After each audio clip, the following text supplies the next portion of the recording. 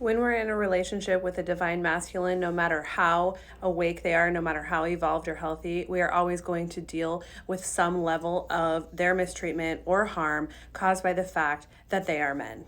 Hear me out. I posted last week a Lauren Kren quote, which I tagged down below, regarding divine union. And in it, Lauren talks about the beauty of a divine union where a woman in her divine feminine can motivate a man to look at his shadows and to evolve and level up for her. And as this commenter says, during that process, we still have to endure inadvertent mistreatment caused by their lack of self-awareness.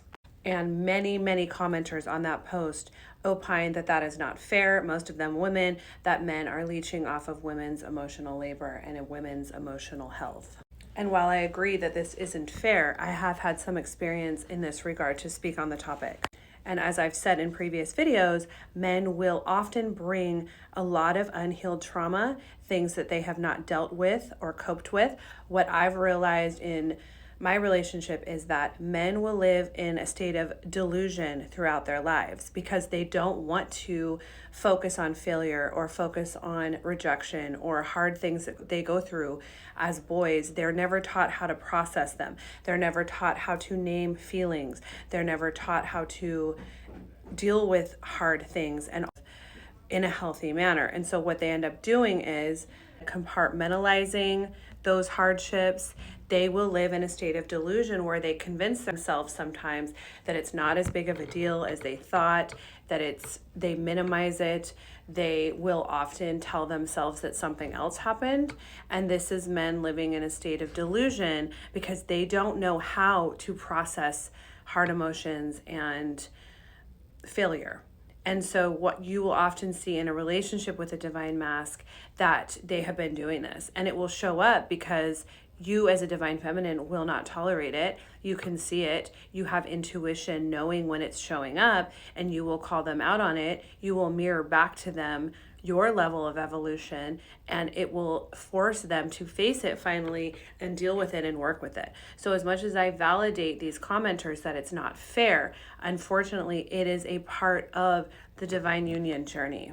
And it's funny because the more I refer to divine union, the more I'm thinking about twin flames universe, harmonious union, but it is not the same thing. A divine union is when two people, a masculine and a feminine, encourage each other to level up, to face shadows, and they do it together. And this is the point of my video. As much as we have to deal with this mistreatment and this lack of self-awareness, if you are in fact in a divine union, the difference is the man will recognize it by your response. You are in such a give and take synchronicity that when the divine feminine is affected or the divine masculine is affected by the other, you will very clearly see it. They are mirrors back to each other. And because both are self-aware and because both are conscious and they are doing their work to evolve and to recognize shadows, they're doing shadow work on themselves. You can't hide from it. You can't run from it. And the divine mask will see where he needs to level up, and he will then start to do the requisite healing and work to do that. It is not the feminine healing him. It is not the feminine carrying the emotional load. It is the role of the divine feminine is to mirror back to him where he needs to grow and evolve. And then he takes the proactive steps that a divine mask is so good at centering himself within. The intentional, task-oriented divine masculine will do the things that are necessary to level up and rise to meet her emotionally where she demands.